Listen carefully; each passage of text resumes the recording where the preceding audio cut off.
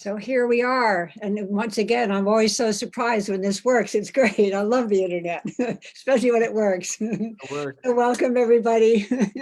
This is December the 16th, the Jivamaya Yoga Wisdom Talks. This is Abaya. And this is our 30th talk. We started this on April the 18th, which was mystically my mother's birthday, which was interesting. For those of you unfamiliar with what Jivamaya Yoga Wisdom Talks is all about, it was my reply to COVID. I asked myself, what could I do? And I felt that I had so many incredible teachers in both yoga and Ayurveda. I felt their voices needed to be heard. So we built this sort of 30 minutes of nuggets of wisdom. And we have with us today, to complete the year of Jivamaya Yoga Wisdom Talks, Larry Payne. And I'm thinking of how to introduce him. And I'm almost saying to myself, it might be easier for me to tell you what he's not than what he is, because his list of what he has accomplished in this life and what he has given to the community of yoga and yoga therapy is so outstanding. LA Times absolutely applauds him as being the most important yoga teacher of our time. So welcome, Larry Payne. We are so happy that you're here today. And thank you for giving us your time. This is awesome. Well, I had to do that to be eligible to be in your talks. So, and really, honestly, just to take a moment, thank you for what you're doing. 30 interviews. You're the queen of selfless service. Oh. All the things you do for the community and AYT. I've been a fan of yours for a long time. Blessings. Thank you. That's awesome. You've made my afternoon totally. I accept all of that, but I accept it all with grace. Larry is, I had the great fortune to take Larry's Prime of Yoga course, and it's really superb. His knowledge of the anatomy is phenomenal. And today we really are discussing the maturing process of the body, the physical aging process of the body.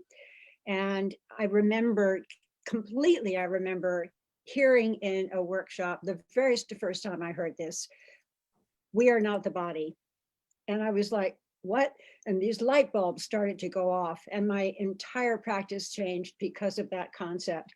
So starting from there, I'd love to have you, Larry, just share with us a little bit about your background. And you've studied for so many wonderful years in India with some incredible teachers, and maybe you'd like to share just a little bit about that before we move on into the maturing process for the physical body. Well, thank you. I think I was very fortunate in my timing, and God had plans for me, you know. As many of you know, I was an advertising executive. In fact, my next book's going to be Madman to Yoga Man. I love it. But I had that moment in my life when I wasn't attached. I had some money from what I was doing, and I just took off. And I took a year off. And I remember coming back, and my employer said, don't quit, I'll give you a sabbatical. So I came back and I said, I do quit. They were not happy with me. I went to the bank and I said, I want to refinance my house because I want to build a yoga center. And they said, what's your profession? And I said, I'm a yoga teacher. And they said, how long? I said, 2 months. They said, we recommend you come back in a few years. So I went back to my employer and I said, look at it, if I will consciously do both, would you let me? And they said, yes. So then everything worked, you know. But in that year that I took off, I had a chance to visit some of the greatest healers and yoga teachers when they were still on the planet. And it was a beautiful ride. And, you know, I could go down a long list, but it's like, I would say one of the most impressive was to really meet Krishnamacharya and become a student of his son and do the first tribute to Krishnamacharya in America, and then put it on a now digitized video. And that was a treasure.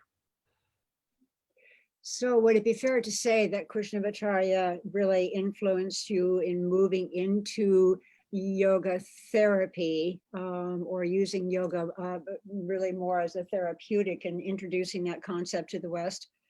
I would say it was his son. You know, because at that time, you weren't hanging out with Krishnamacharya. I got to have a ceremony with him because I did this tribute. but he was in his late 80s, and he was bedridden with a broken hip, and so I would just get to go in and meet briefly. Um, but his son Descachar is the one that really led me on all this. And then um, after a few years of my center, I heard about this great chiropractor that had a holistic center, like a real holistic integrated medicine.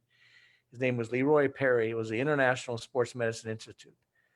So on the day I went for my interview, I was waiting in the lobby, and walking by is Madonna, Cher, Warren Beatty, Elizabeth Taylor, and I'm going like, holy mackerel. And he was just the center of the universe. And so he and I opened the first yoga therapy center in Los Angeles, but it was really the first one of its kind, integrated sports medicine in the United States. And I did that for 4 years. And then the Yoga Journal did a story. It was the first story ever done on yoga therapy in the Yoga Journal. Wow. Yeah, that was in 1984. Wow. And then in what year did you and Richard found the International Association of Yoga Therapy? It was 30 years ago.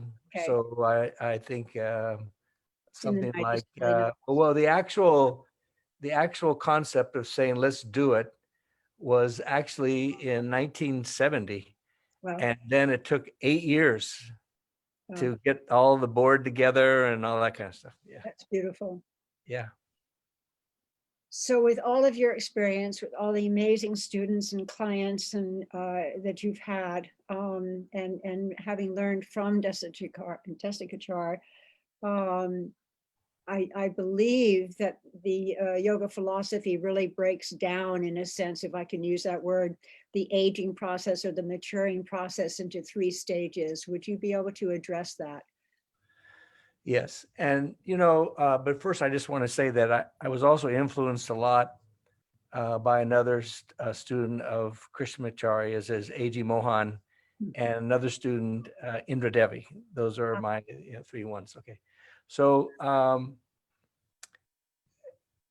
know that Ramaswamy has a book about this, and I know that different people say it in different ways. So the way I'd like to express is what was taught to me by Descachar and Krishnamacharya. And, you could look at it in different ways, but those 3 stages of life have Sanskrit names: Shikshana, Rakshana, and Chikitsa. So the Shikshana is the building stage. And in at least some parts of India, the Brahmins caste would initiate young boys around 8 years old, and they would give them, the Gayatri Mantra, the sun salutation, and alternate nostril breathing, among other things, and the thread. And in India, they get married young, so by 21, 22, you're married and starting kids. And so that second stage in India would go probably until about 40 or 35, something like that. And then by 40, they're pretty much retired, and 50, they're in search of God. In America, that second stage just keeps getting put off. You got these people that are, trying to go to flow classes in their 50s and 60s. And as a consequence, 30,000 people went to emergency rooms that were boomers that went to the wrong class, And there are people in America at 52 that are starting a 3rd family. It's just different here. And also, when I brought Descachar for the first time, we went to a food store called Gelson's, very upscale. And he went in with me and he goes, "No wonder you got problems." He goes, "Look, you have too many choices. You got 5 kinds of apples to pick from." He goes, "This is going to cause problems." And you look at how, Los Angeles, Santa Monica, California is the epicenter of the yoga world. And, there's like, just in Santa Monica and Venice, there are 30 yoga centers. Then you have people coming into town every weekend. "Oh, I'm going to go try this. I'm going to go try that." And then you got pot yoga, goat yoga, all these crazy things that we do here is very different than you're studying in India. When you go to India, it's serious study with your teacher. And I think that people have problems because they get so confused about their path and they're so moved by what's hot stuff coming into town and, those kind of things. But those three stages classically are, a building stage, which I call young and restless, and then a maintaining stage, and then a stage where you need one-on-one attention, chikitsa, karma yoga, chikitsa. And so what's happened in America is that everybody's trying to be in that first stage, and then it drops off to chair yoga and restorative yoga. There's nothing in between until now. And that's why this book we discussed, I think, is a really important step, because so many people, receive and are members of AARP and receive their literature, and they're, as I mentioned, they're announcing it in their bulletin and their magazine to 37 million people, and that in between place. And there's going to be a lot of those. Another thing I say to yoga teachers is that even if you're young and you're teaching in the first stage, fine. But part of making a living as a yoga teacher is private lessons. Guess which age bracket can afford private lessons? Not the young and restless. Right. So Exactly. these people need your help no matter what your age is, if you can learn something about these principles. So the book that Larry just mentioned is the art book. It's called Yoga After 50 for Dummies, and it's actually been out since August. And ARP is endorsing it hugely as being just this really key book for understanding really the ins and outs of yoga for 50 and up. And it's very, very important. I teach at Sun City Summerlin, and that's a 55 and up community. And it's really lovely to watch the students who I've now been teaching for, 10 years or so.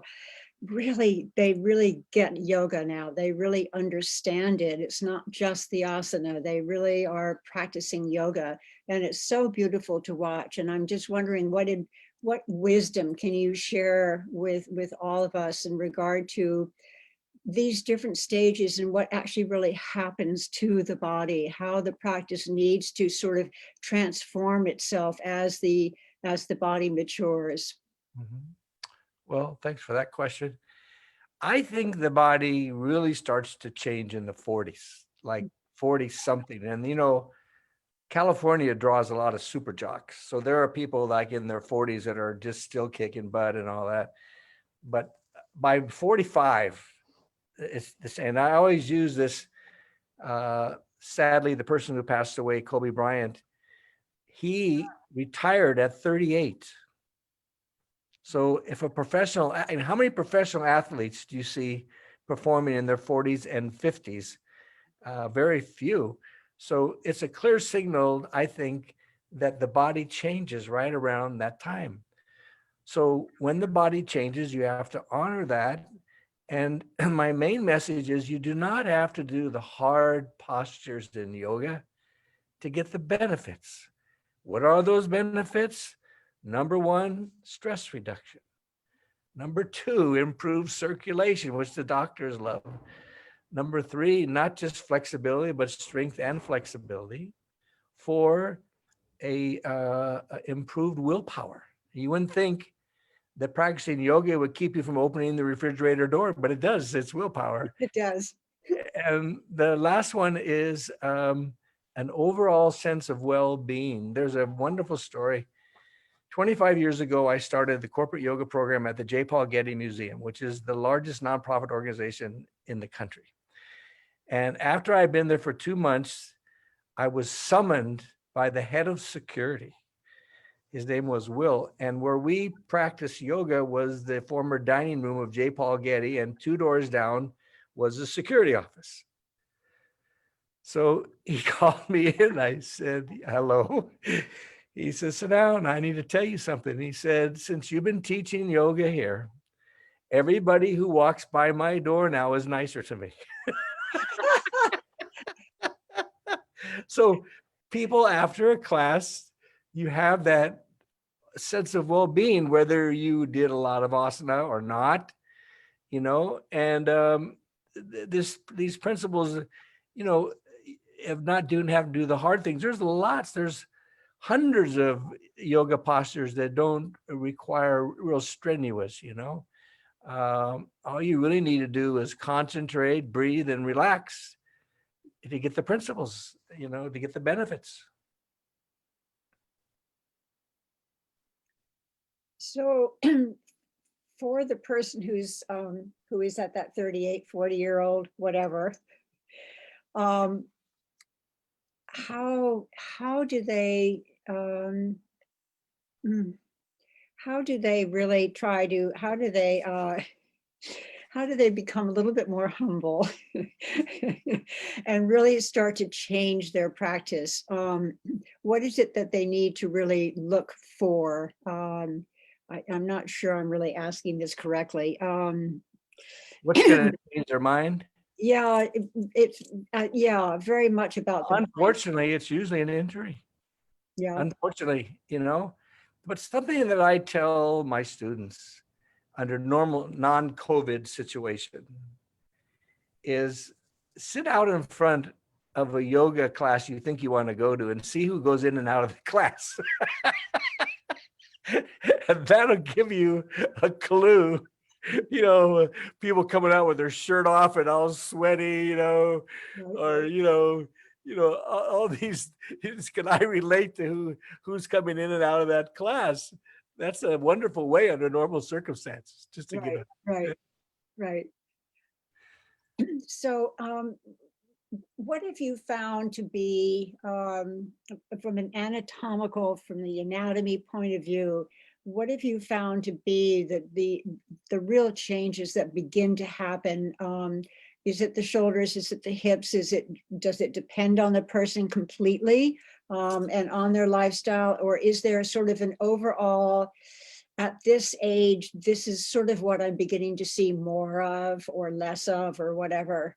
Honestly, it's all of the above. It's all the above. Okay. Yeah. And because I also run a yoga therapy program at Loyola Marymount University for 16 years, what I see is the first thing that normally people have problems with is their back. Mm-hmm. So if you're going to be a yoga teacher, if you're going to be a yoga therapist, you need to learn something about the back, especially the lower back, because 4 out of every 5 people in the United States will seek professional help for their back. So that's one that's going to happen. All right. Then usually it's the knees, then the hips, and then if you're unlucky, your shoulders. But I say lower back and then knees. I see a lot of, and then with the knees, because I went through this myself, I was a runner for 18 years and I ran on pavement, which is not good. So I went through a series of things I had to do with my knees to be, halfway normal. But there are a lot of preventative things you can do, yoga therapy practice for knees, hips. And that new book really singles out a lot of these things. It's very practical. Talks about in the knees, the hips, the back, I think it covers many things that people are going to experience when they start reaching this second half of life. Right. So are there a set of asanas or postures that I know it depends on every single person, of course, because we're all unique and we all have different things that have caused discomfort in the back, and sometimes it's completely emotional. But are there a certain set of sequences that you seem to go to, even if it's just to figure out exactly what's going on? I mean, if there is somebody. I would look at it like this. What are the most common tools I use? Okay. Because everybody walks through the door is different. Like you said, it could be emotional, but with all that in mind, it is, what are the most common tools that I use? So whenever I'm with a group of yoga teachers at a convention, where we used to be anyway, before COVID, we would talk, and hands down, the muscle group that gets in the way of you looking good in yoga is the hamstrings. And women are more fortunate in that area because, the lower part of their body is more flexible for having babies. But hamstrings are one of the really key players, I think. There's also a wonderful set of joint freeing exercises, Pavangustasana. And, I've had a chance to dig into that. And the late Mukunda Stiles did a lot of work with that. And it came from the Bihar School of Yoga. So people of any age need to help with their joints, Right. And the other thing that I had in mind for the book is that when you're trying to convince somebody to start something new, you don't give them a long program, So I have 5, 15, and 30-minute programs, Beautiful. To help people get started. And 5 minutes is helpful. It really is. Yeah. There's another thing that for the people who are yoga teachers that are out there that I had never forgotten, and that Krishnamacharya shared with me in front of Deskachar, and that is that the most important relationship, the most important aspect of healing with your student is the relationship between the teacher and the student. Yeah. Oh my gosh. If they feel that they're in good hands, if they feel that you care, if they feel you following up, then that helps them to heal. That's a big one to me. And so I always try to create a good relationship. And one of the things that we do now is that after I give somebody a routine, this is working privately. I do a lot of Zoom stuff privately now. That after we give the routine, I ask them to teach me. Beautiful.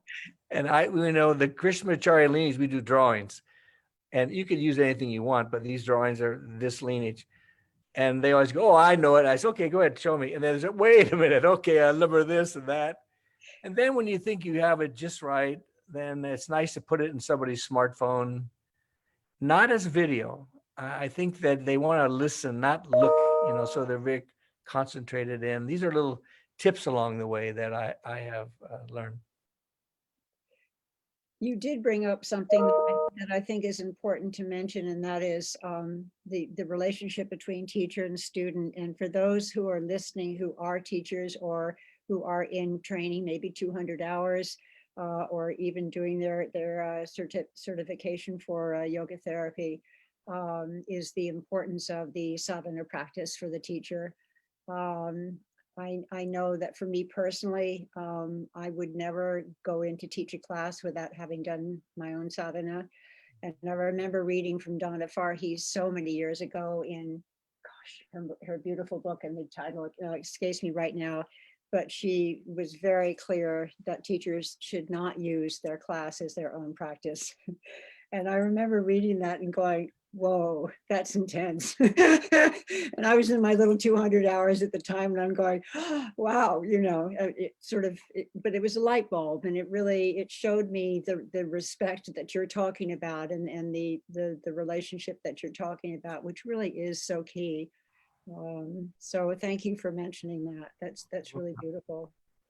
I did kind of promise on Facebook that you were a phenomenal storyteller. And I'm just wondering if there is a story that comes to mind of your time, maybe in India, maybe not, maybe it's from some other part of your life, that you'd like to share with everyone today. Because I remember at Soul of Yoga in Encinitas when I was taking the course for the yoga therapy. You did spend the last few minutes giving us some really delightful stories, and everybody was just so charmed. I had some great stories. But I would say the most emotionally touching story, because, in India, they're not too huggy feely, you don't, touch the teacher and all that stuff. But for my own heart,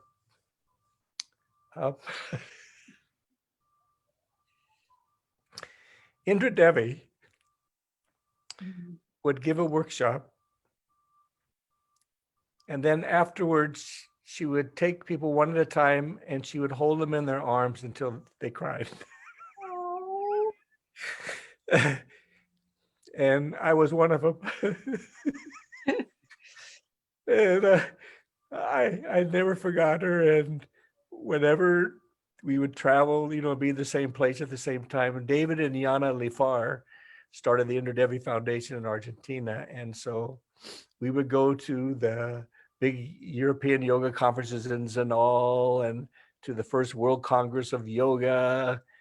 And Debbie would always have me sit with her. And when she came into town, she stayed at my house and my yoga studio. And the people who stayed in that yoga studio are pretty amazing. But I would say that was one of the more touching stories to me. And it's a feminine energy. right, right, right.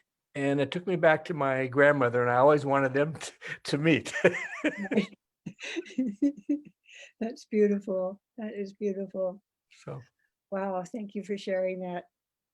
So in our last 5 minutes here, is there really anything that comes to mind that you feel is really important to share in regard to the body maturing and the physical body maturing, the physical body aging, and as we move hour by hour, day by day through this life, and especially during this time, if there's anything that you would really feel is just you really want to share.